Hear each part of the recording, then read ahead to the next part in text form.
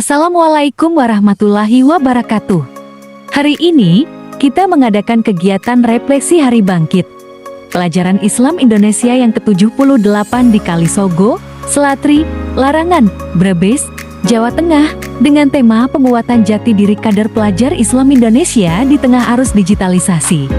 Momentum ini menjadi kesempatan bagi kita untuk merefleksikan peran penting pendidikan Islam dalam membentuk karakter dan moral bangsa di era digital. Penguatan jati diri kader pelajar Islam Indonesia menjadi fokus utama dalam peringatan ini. Dengan memahami nilai-nilai Islam dan memiliki jati diri yang kuat, kader pelajar Islam Indonesia dapat menjadi agen perubahan yang positif di tengah arus digitalisasi.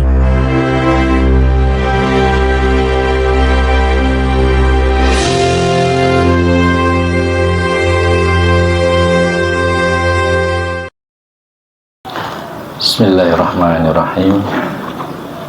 Assalamualaikum warahmatullahi wabarakatuh. Innal hamdalillahi nahmaduhu wa nasta'inuhu wa nastaghfiruh wa na'udzu billahi min syururi anfusina wa min sayyiati a'malina may yahdihillahu fala mudhillalah wa may yudlil fala hadiyalah. Asyhadu an la ilaha illallah wahdahu la syarikalah wa asyhadu anna Muhammadan abduhu wa rasuluh. Allahumma sholli ala Muhammad wa ala ali Muhammad kama shallaita ala Ibrahim wa ali Ibrahim wa barik ala Muhammad wa ali Muhammad kama barakta ala Ibrahim wa ali Ibrahim innaka Hamidum Majid. Qala Allah Ta'ala fi kitabihil karim, a'udzu billahi minasy syaithanir rajim, wa ma arsalnaka illa rahmatan lil alamin. Dan kami tidak mengutus engkau Muhammad melainkan untuk menjadi rahmat bagi seluruh alam. Para hadir, kakanda, yunda, keluarga besar PII yang insya Allah diberikan istiqomah untuk menjadi orang-orang yang soleh dan orang-orang yang solihah. Kemudian adinda, pelajar putri dan pelajar putra yang tergabung di keluarga pelajar Islam Indonesia yang insya Allah akan meneruskan perjuangan generasi sepuh, yaitu generasi-generasi seperti kita yang sudah berusia tidak muda lagi, yang insya Allah akan menjadi penerus yang solih dan solihah pula. Pertama, marilah kita selaku insan yang beriman selalu memanjatkan puji syukur alhamdulillah, karena pada siang hari ini kita berada di sebuah majelis yang insya Allah penuh barokah dari Allah, dan dalam ridhonya kita dalam keadaan iman, Islam, dan keadaan sehat. Ini adalah nikmat tertinggi. Kemudian kita selaku umat Islam juga disyariatkan untuk selalu bersolawat, memanjatkan sholawat dan salam kepada Allah Subhanahu wa Ta'ala. Semoga selalu tercurah kepada baginda Nabiullah Muhammad sallallahu alaihi wasallam, kepada para keluarga dan sahabat-sahabat, terutama kepada kita pula sebagai pengikut yang setia, yang insya Allah menjalankan penuh dengan ikhlas dan tulus syariat yang maha agung, yaitu dinul Islam ila yaumil qiyamah. Amin ya rabbal alamin. Para hadir yang dirahmati Allah, pada siang hari ini Sebelum dialog, ya, mungkin ada baiknya perlu perkenalan sedikit ya. Tadi meskipun sudah dikenalkan, nama saya memang betul ya, Muhammad Toha, kebetulan domisili di Banjarharjo dan asli dari Banjarharjo. Namun besar banyak di kota Tegal, sampai menjadi bagian keluarga besar PII. Kami berinteraksi dalam sebuah perjuangan pelajar Islam Indonesia, tepatnya di Komisariat Karanganyar, masuknya ke Kabupaten Tegal. Namun beriringnya proses kehidupan, saya setelah bertugas di Rumah Sakit Kardina, ini sedikit cerita ya Pak, kami selama ikut di pergerakan pelajar Islam Indonesia sudah banyak cerita. Ternyata memperjuangkan Islam itu tidak semudah membalikan telapak tangan. Betul ada sebuah hadis bahwa memegang akidah itu seperti halnya menggenggam sebongkah bara yang menyala. Ketika kita pegang secara kuat dan erat, maka akan terasa panas dan terbakar diri ini. Namun kalau kita lalai untuk memegang bara tersebut, maka akan hilanglah ya semangat pergerakan Islam yang semestinya menjadi kewajiban bersama. Ada beberapa keterangan ya di dalam Al-Quran, hendaklah kalian takut meninggalkan keturunan yang lemah ya. Jadi lemah di sini tuh lemah akidah, lemah pendidikannya, lemah akhlak, dan lemah taraf kehidupan ekonomi dan kesehatannya. Kita alhamdulillah dalam keadaan sehat. Kita sebelum berdialog mungkin masuk kepada penguatan ya jati diri kader PII di tengah arus digitalisasi. Arus digitalisasi itu sebuah zaman yang sungguh luar biasa. Di samping manfaat yang begitu banyak, dan di sana pun terdapat madharat, kemudian bahaya-bahaya di dalam hasil budidaya manusia, yaitu era digitalisasi ya. Tidak sedikit orang menjadi korban karena tidak pintar dan tidak bijak menggunakan prosedur digitalisasi. Anak-anak kita yang biasa zaman dulu kita masuk di sebuah organisasi PII, zaman sekarang banyak anak-anak yang uang sakunya saja masih dari orang tua, tapi sudah punya hobi nongkrong ya Pak, kemudian nunggu informasi. Ada juga yang budaya kuliner dan sebagainya ya, yang lebih berlebih-lebihan lagi. Di sana selalu tidak lepas dengan apa yang dinamakan handphone. Di sana syarat dengan proses digitalisasi yang bisa diakses oleh genggaman tangan kita. Dulu zaman kita PI kita Pak ya, kita mungkin dijajah lewat televisi ya, tapi sekarang televisi yang sudah ada di rumah dan di kamar zaman dulu, sekarang sudah ada di tangan kita. Nah, bijaksanalah kita menggunakan hasil teknologi yang bersifat tadi digitalisasi. Nah, sedikit ulasan-ulasan yang siang hari ini harus saya sampaikan untuk membentengi generasi kita dan kita termasuk yang sudah sepuh. Bijaklah menggunakan hasil modernnya manusia di dalam proses digitalisasi. Harus seperti apa kita? Bersikap seperti apa kita untuk bisa bijak mensikapi digitalisasi pada zaman seperti sekarang ini? Nah, berarti kita kembali kepada apa? Konsep ya, menghadirkan agama Islam sebagai agama yang rahmatan lil alamin. Seperti yang tadi saya sampaikan di dalam muqaddimah. Wa ma arsalnaka illa rahmatan lil alamin. Allah saja mengutus Nabi Muhammad SAW bukan untuk yang lain-lain, tetapi hanya untuk menjadi rahmat bagi seluruh alam.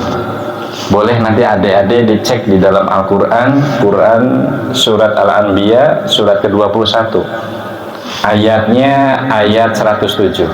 Nanti saya khusus nih kepada anak-anak kita yang saya sayangi di sini ya, siapkan kalau ada Al-Quran, tetapi sekaligus kita menggunakan produk digitalisasi yang ada dalam handphone kita ya.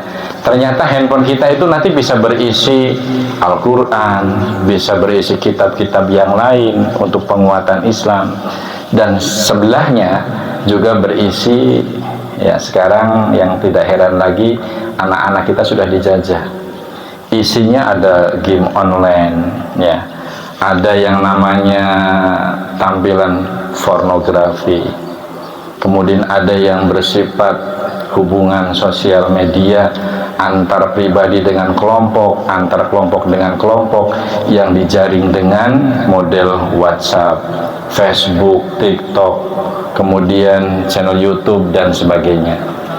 Itu sebenarnya merupakan fasilitas yang dihadirkan oleh para pakar, para ahli untuk membantu memudahkan proses kehidupan.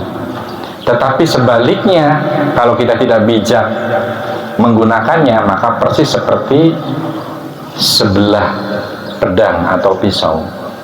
Kalau pedang itu dipegang oleh orang yang bijak, orang yang soleh atau solehah, maka pedang itu bisa dimanfaatkan untuk kemaslahatan. Misalnya untuk iris bawang, lombok ya, buat beleh, nanti sebentar lagi ada Idul Kurban. Tapi kalau pedang itu digunakan oleh orang-orang yang kurang bijak, maka untuk tawuran. Sekarang mata pedang yang begitu tajam sudah dibawa oleh geng motor ya, yang digunakan untuk apa? Untuk mencederai, mencelakai pihak-pihak lain.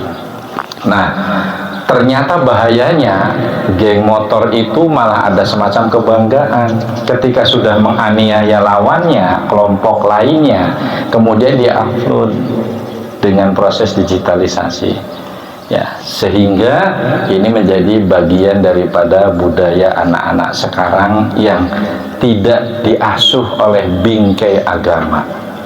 Maka tadi dalam mukadimah PI itu insya Allah anak-anak kita akan berkumpul dengan orang-orang yang soleh dan solehah. Ini sebuah nikmat yang sungguh luar biasa, karena di belahan sana itu banyak seperti kita itu dibingkainya oleh sebuah kebiasaan hedon ya, hobi yang kadang-kadang kurang bermanfaat. Ada juga hobi yang betul-betul apa istilahnya, sosialita gitu. Kita bangga kalau di alam punya mobil bagus ya, kumpul dengan orang-orang komunitas yang bermobil bagus.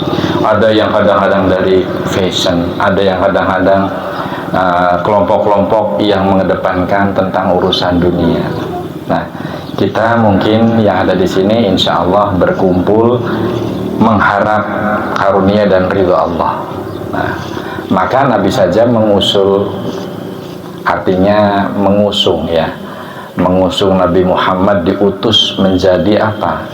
Menjadi orang yang harus menyampaikan kabar berita bahwa Islam itu sebagai agama untuk yang akan menyelamatkan dunia atau semua yang ada di kolong jagat ini. Nah, ini tertuang di dalam Quran surat Al-Anbiya ayat 107. Nah, kemudian supaya kita bijak di dalam era digitalisasi, harus seperti apa kita bersikap?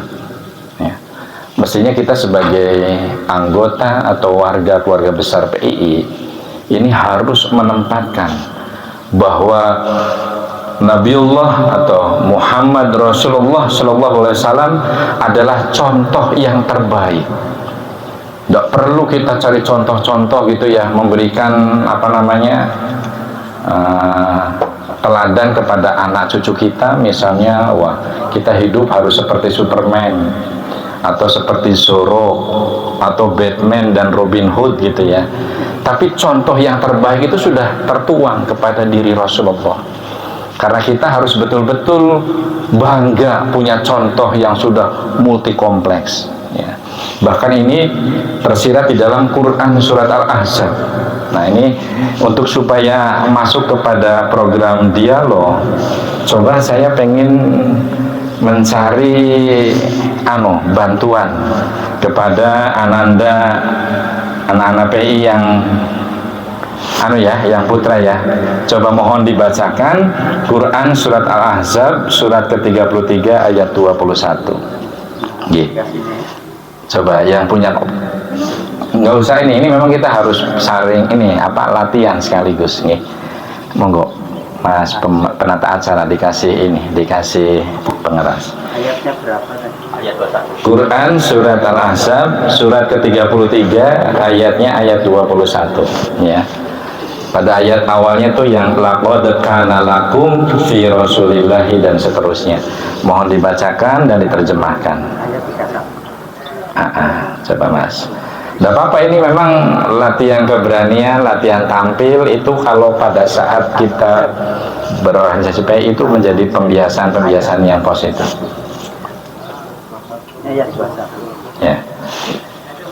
Nah, ini sambil kita mengamalkan ya, produk digitalisasi ternyata Al-Quran sudah bisa diakses ya oleh handphone kita.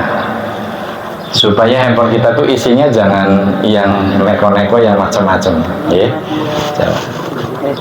Baca. Monggo. Tidak apa-apa Mas, nanti kita sambil ini. Monggo. Sebentar, ini jaringannya agak susah. Oh, gini. Atau yang sudah bisa, yang ahwat, ada nggak? Sudah bisa Mas?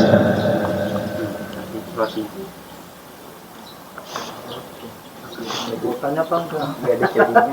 Ada jaringan. Nah, oke. Nanti saya bacakan dulu ya. Coba kalau yang punya, ada yang aplikasi Al-Quran yang non kuota ya, atau non internet, ada ya. Allah berfirman, laqad kana lakum fi rasulillahi uswatun hasanah liman kana yarjullaha wal yaumal akhir wa dzakarallaha katsira. Jadi sungguh, ini Allah menegaskan, sungguh telah ada pada diri Rasulullah itu suri tauladan yang baik bagimu. Kata Allah, untuk siapa? Yaitu bagi orang-orang yang mengharap rahmat Allah dan kedatangan hari kiamat dan yang banyak mengingat Allah. Jadi contoh terbaik yang ada pada diri Rasulullah itu dikhususkan kepada orang-orang yang soleh dan yang solihah. Ya. Ini Quran surat Al-Ahzab surat ke-33 ayat 21. Nah, jika kita betul-betul mencontoh kepada Nabi, kepada Rasul Muhammad SAW, pernah ada sebuah cerita. Nabi itu memberikan contoh terbaik di dalam berkeluarga. Ya. Pada saat Nabi keluar rumah, kemudian pulang menuju rumah, diketuklah pintunya dengan assalamualaikum sampai 3 kali saja. Nabi menghargai, karena Siti Aisyah saat itu mungkin kelelahan, husnudon, berbaik sangka. Kemudian Rasul menggelar sorban, tidur di depan pintu. Nah, ketika Siti Aisyah kemudian mau menunaikan sholat subuh, dilihatlah di sebelahnya tidak ada Nabi. Kemudian bersegera membuka pintu, Masya Allah. Diraihlah Nabi, ya. Kemudian diciumlah dan mohon maaf dengan ketulusan yang begitu tulus dari seorang istri. Coba kalau orang-orang sekarang, orang susah balik gitu ya, orang susah mulih nang omah gitu ya. Kemudian prasangkanya yang buruk-buruk. pikirannya yang jelek-jelek. Nah, tapi Siti Aisyah itu saat itu tidak seperti itu. Ya Rasulullah, orang yang menjadi kesempurnaan yang dipilih oleh Allah, mohonkanlah, maafkanlah aku. Aku betul-betul terlelap tidur pulas menunggumu ya Rasulullah. Kemudian Rasul dengan wajah yang bijak, dengan senyum, tidak ada marah sedikit pun, tidak apa-apa. Ya Aisyah. Dan selalu menyebut istrinya itu dengan apa? Ya Humairah. Wahai istriku yang cantik, yang pipinya merah merekah seperti delima. Coba kalau suami zaman sekarang, zaman now, buka pintu sampai gedor-gedor 3 kali, salam dengan yang halus, tidak membuka pintunya, langsung awas, 3 gaji bulan seterusnya tidak bakal aku berikan kepadamu. Itu kurang lebihnya begitu. Tapi Nabi tidak begitu, Bu. Contoh dalam berkeluarga. Kemudian contoh menjadi seorang pemimpin negara. Sudah banyak cerita bahwa Nabi itu tidak mempertontonkan bahwa seorang pemimpin tidak seperti zaman sekarang. Baru saja menjabat, bukan sudah seperti apakah memberikan manfaat untuk pihak-pihak lain dalam 100 hari, tapi sudah bagi-bagi kursi, bagi-bagi jabatan kepada orang-orang yang mendukungnya, Bu. Kemudian belum lagi seperti itu ya. Ketika ada kritik, ketika ada saran pandang, kemudian terjadilah kriminalisasi kepada para ulama, para alim yang memberikan nasihat kepada penguasa yang zalim. Nah, Nabi tidak seperti itu. Persis kepemimpinannya itu seperti pada saat miniatur melaksanakan sholat menjadi imam. Sebelum sholat dimulai, kemudian Nabi memberikan contoh menghadap ke para makmum, ya, luruskan shofnya, shof yang masih kosong supaya diisi terlebih dahulu, lurus dan rapatkan. Bukan hanya di situ, sambil melihat siapa yang tidak hadir. Wah, ternyata si fulan tidak hadir. Selesai sholat kemudian menanyakan kepada para makmum, si fulan tidak hadir, kira-kira kenapa, kemana? Ternyata sakit. Maka dijenguklah, kemudian dimuliakanlah oleh beliau dan jamaah serta sahabat-sahabat yang ada di sana, sehingga terpeliharalah hidup kerukunan di dalam jamaah.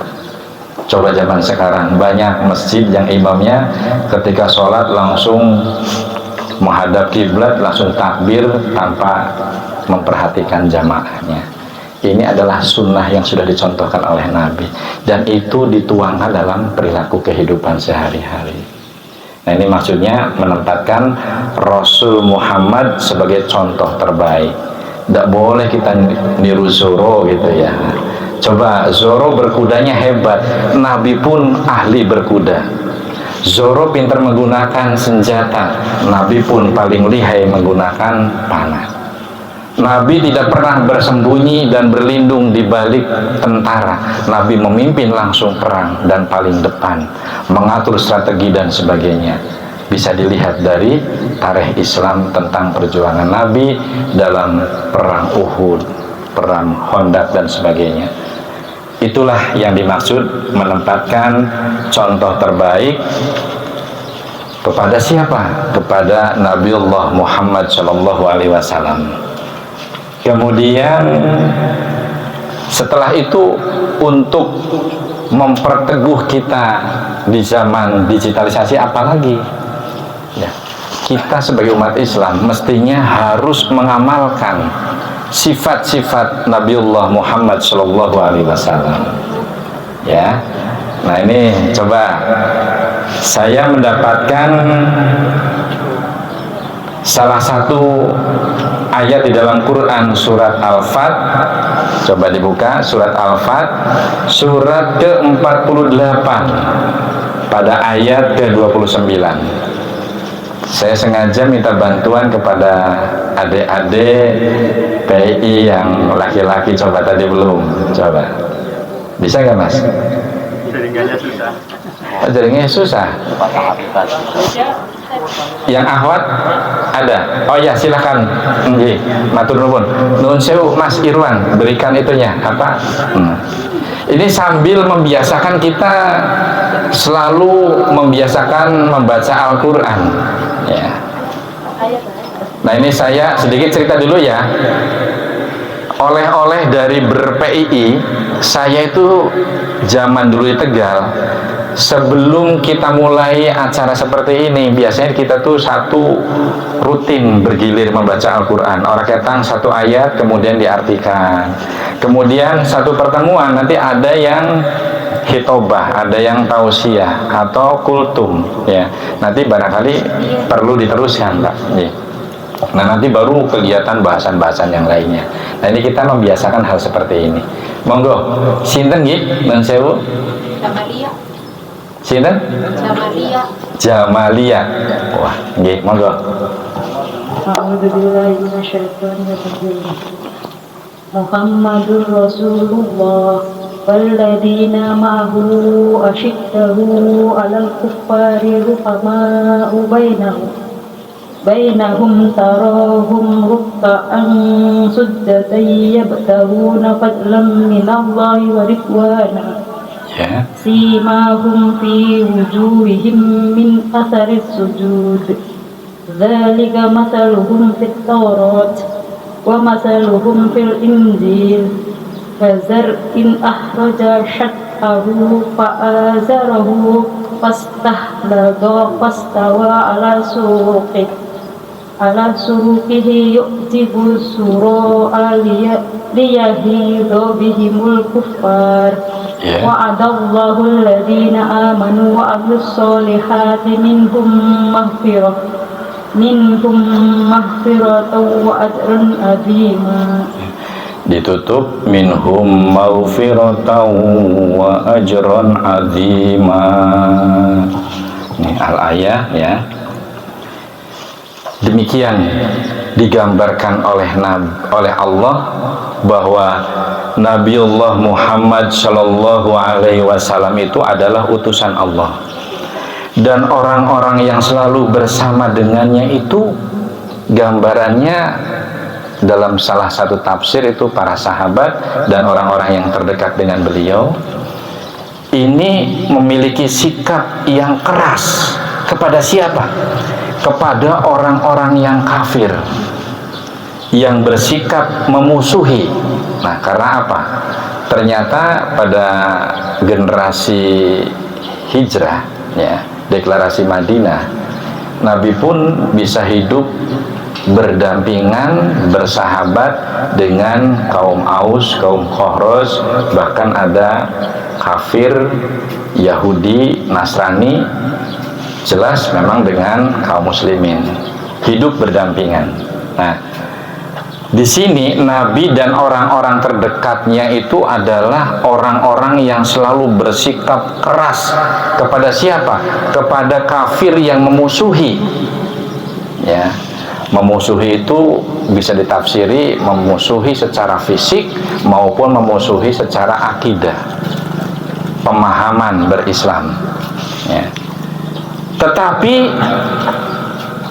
beliau, Nabi itu dan para orang yang paling dekat selalu berkasih sayang kepada mereka ya.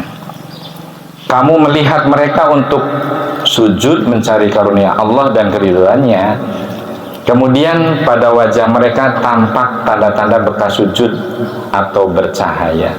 Nah, ini bekas sujudnya jangan cuma diartikan sempit ya, mungkin hanya cuma ada hitam di sini gitu ya. Mohon maaf Mas Ustaz ya, bukan hanya hitam bekas sujud dalam tanda kutip pelaksanaan ritual, tetapi wajahnya itu memancarkan contoh kehidupannya selalu baik, selalu soleh, dan memberikan serta menebarkan manfaat untuk pihak-pihak lain ya. Jadi bukan hanya wah itu bekas sujudnya kelihatan hitam, tetapi tidak toleransi terhadap perbedaan-perbedaan di lingkungannya.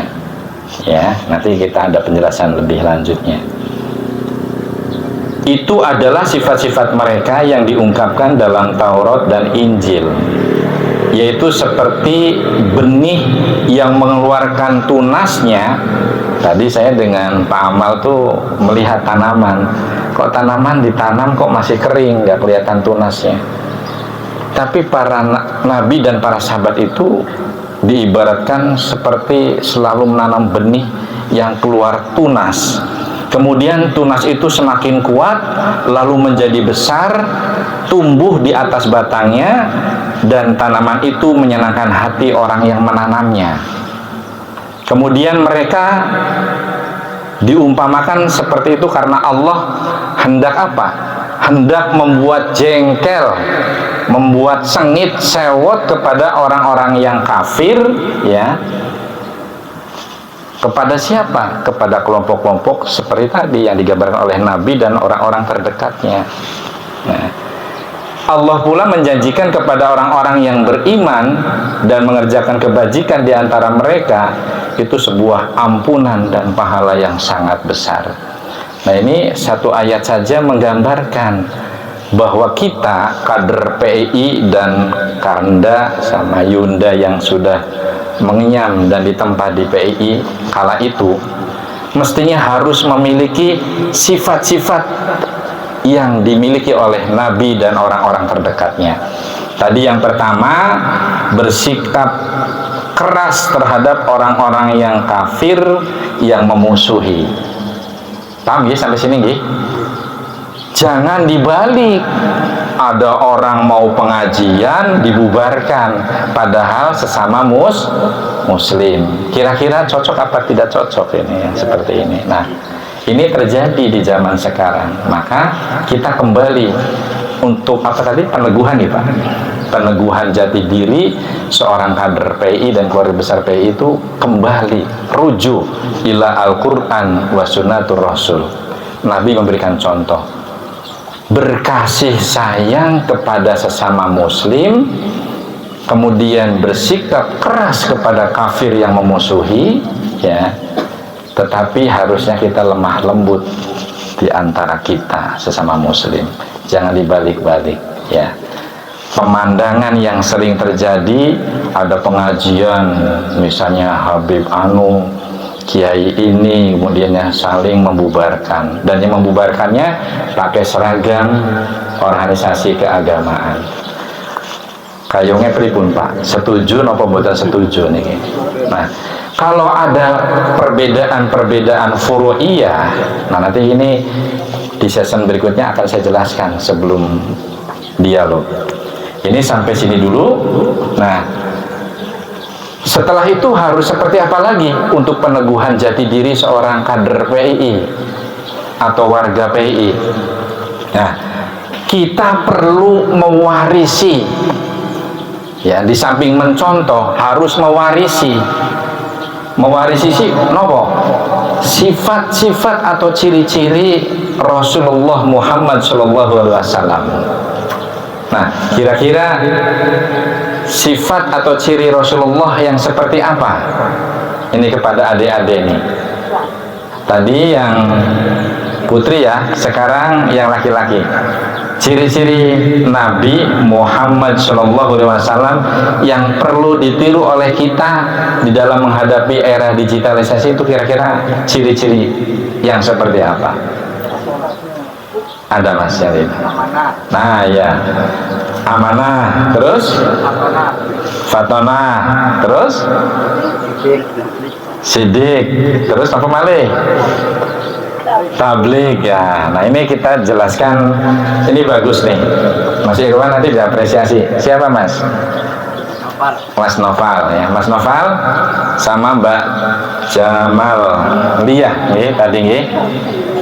Jadi sidik itu jujur, ya. Kalau orang jujur, Bu, itu tidak mungkin. Misalnya Muslim itu ya, Wong jelas bukan datang dari Nabi, tapi dikatakan ini adalah hadis Nabi. Nah, berarti sesuatu yang tidak diamalkan, tidak dilakoni, atau tidak, misalnya contoh, Nabi tidak mengatakan, Nabi tidak menyuruh, Nabi tidak melakukan, tetapi salah satu sahabatnya pernah melakukan, kemudian Nabi mempersilahkan dan membolehkan, itu termasuk kategori yang boleh dilakukan oleh muslim, bukan Mustafa gitu. Jadi sidik atau jujur itu di dalam menyampaikan itu tidak sering mengatasnamakan Nabi atau Al-Quran, tetapi lurus, lempeng, jujur, tidak bengkok-bengkok. Itu adalah sifat Nabi yang pertama. Kemudian yang kedua, ya, ini kalau dijelaskan sidik itu banyak. Amanah tadi ya, amanah itu dapat dipercaya. Jadi sifat yang menunjukkan kemampuan untuk menjaga dan memenuhi tanggung jawab, baik itu tanggung jawab terhadap diri sendiri, terhadap keluarga, kepada masyarakat, atau sekaligus kepada Allah. Nah, orang yang memiliki sifat amanah akan selalu berusaha untuk memenuhi kewajiban dan tanggung jawabnya dengan baik, tidak pernah ingkar. Kalau berjanji, dia tepati. Kalau dia misalnya akan bersumpah, pasti sumpahnya itu karena Allah. Kalau dia betul-betul mau melaksanakan tugas, tugasnya karena Allah. Mau menikah karena Allah, mau ta'aruf atau pacaran pun karena Allah.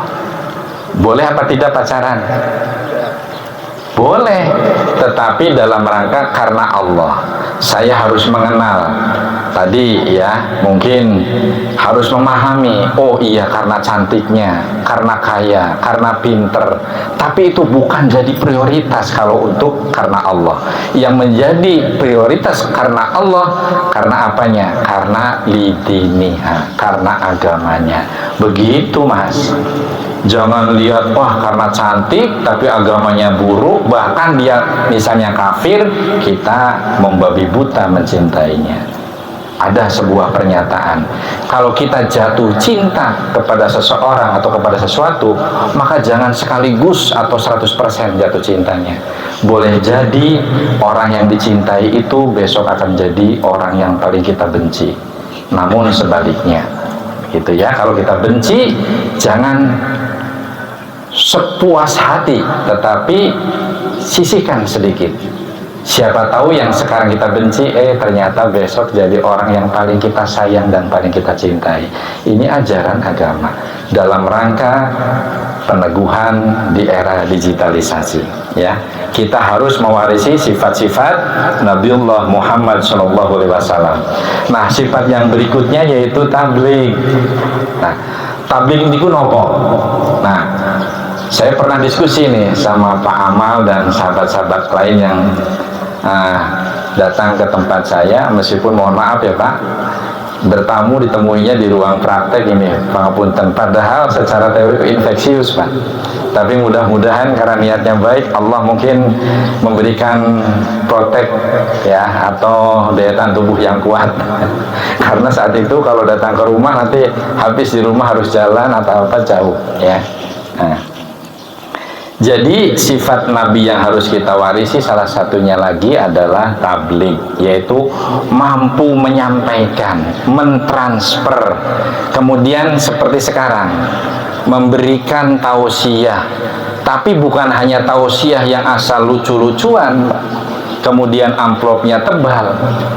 Tapi tabligh di sini adalah mampu memahamkan kepada mustami'in, kepada siapa yang diajak bicara, siapa yang menjadi objek atau orang yang kita memberikan transfer ilmu misalnya ya.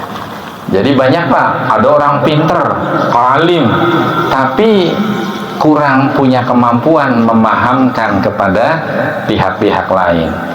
Kalau ceramah, kalau menyampaikan, tidak sampai kepada tujuan utama menyampaikan sesuai karena Allah, menyampaikan sesuai dengan Quran dan Sunnah, ngelanturnya kemana-mana. Sing penting kesannya lucu, kemudian laris sering dipanggil.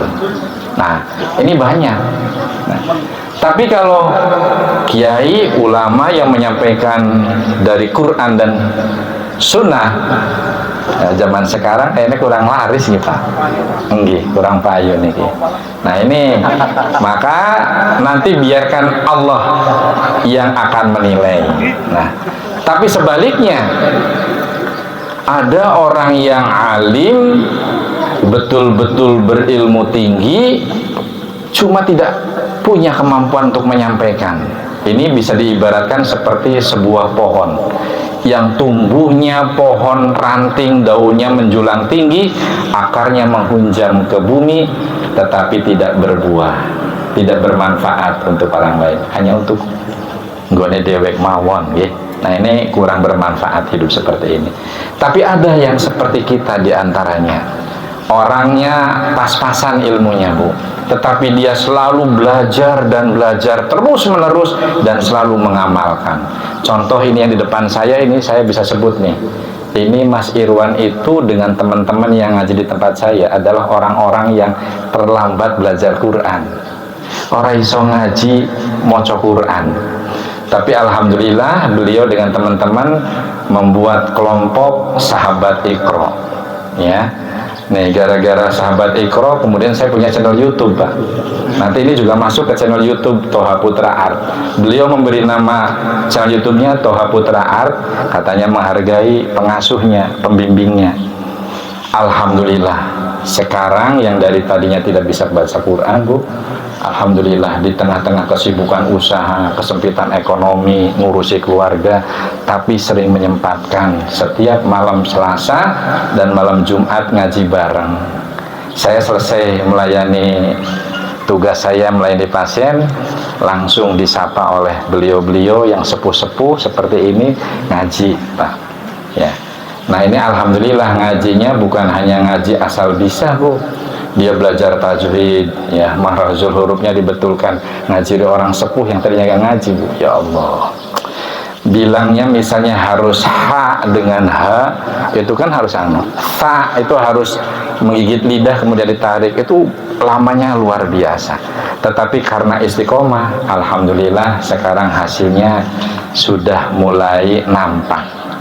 Maka kalau kita berproses, ada kata-kata mutiara, akan indah pada waktunya. Nah, itu tadi beberapa contoh sifat Nabi yang harus kita warisi. Selanjutnya kita masuk ke sifat Nabi yang berikutnya, yaitu fatonah ya. Nah ini tadi bukan fatonah anaknya biinah, bukan ya, tapi fatonah sifat Nabi yang dimaksud adalah cerdas. Jadi kalau kita bisa bijak menggunakan digitalisasi, kita harus cerdas mana yang harus kita pilih, mana yang harus kita tolak. Nah ini contohnya dari Nabi.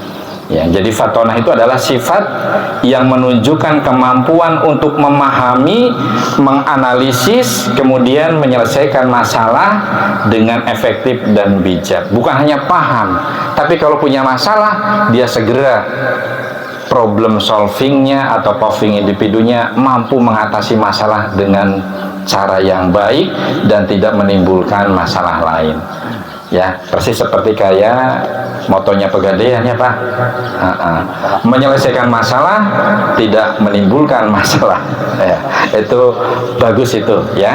Jadi jangan menyelesaikan masalah, misalnya ini sekarang kan yang anak-anak memang betul dapat makanan bergizi gratis, tapi karena diserahkan kepada oknum-oknum yang bermasalah sehingga lagi rame anak-anak keracunan dan memenuhi perawat inapnya rumah sakit. Nah ini sebenarnya bagus ini ya, programnya bagus, tapi prosesnya perlu berproses lebih baik lagi.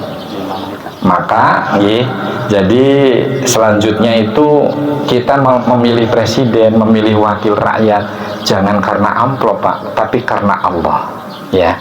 imam itu harus dipilih dengan cara baik dan benar, bijak di dalam memilih, supaya tidak tergerus oleh situasi yang tidak diinginkan oleh kita bersama.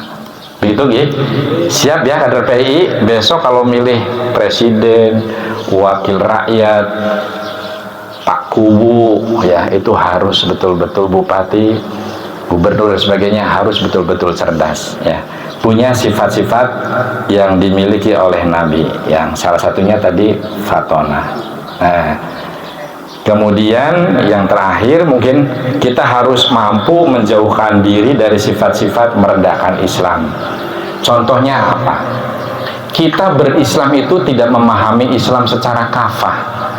Gara-gara beda tentang urusan kunut, jumlah rakaat sholat taraweh, ayo ribut berseteru, saling mencerca, saling menghina, sehingga kita tidak pernah ada ukhuwah Islam yang baik. Padahal ukhuwah itu harus hukumnya lebih wajib, wa'tasimu bihablillahi jami'a dan seterusnya ya. Hendaklah kalian berpegang teguh kepada tali Allah dan jangan bercerai-berai karena gara-gara yang sepele, gara-gara furu ya. Mari kita saling menghormati, ada dasarnya masing-masing. Boleh berbeda di dalam pemahaman. Para alim zaman baheula, zaman dulu ya, para salaf ya, dulu ada mazhab, ada Syafi'iyah, Hambali, Maliki, terjadi zaman dulu, tetapi tidak bentrok, tidak saling mengejek seperti sekarang. Kemudian kita juga tidak punya sifat-sifat yang merendahkan agama lain.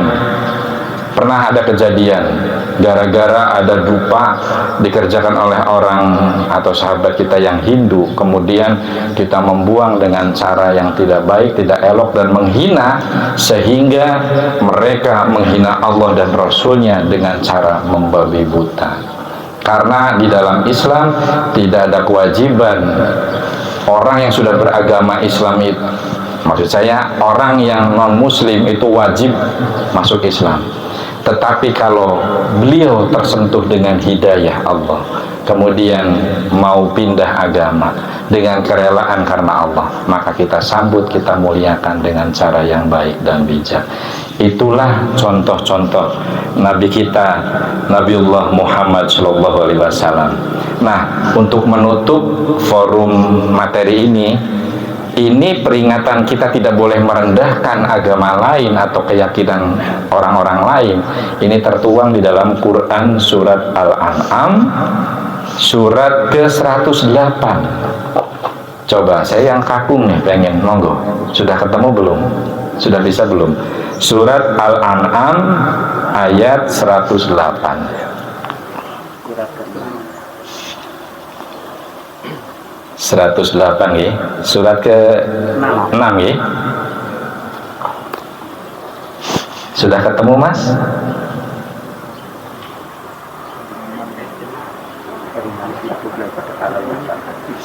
Ya. Wala ya tasubbul ladzina yad'una. Coba, ada yang sudah bisa? Ya, sinten ingkang sedekah untuk membacakan ini Quran surat Al-An'am ayat 108, supaya kita terbiasa menyampaikan di hadapan orang banyak. Kenapa saya tugaskan kepada adik-adik gitu ya, biar terbiasa ya. Dede kecil, ayo pinter, ayo anak soleha ya, bisa gitu kan, bisa biasanya. Coba ayo beramal, baca Quran, ayo. Nggih, monggo kakanda yang mau menyumbangkan bersedekah membacakan, monggo, supaya betul-betul suasananya bisa lebih hidup, nggih. Bapak, monggo. Ini udah mau dibaca. Oh nggih, silakan, nggih.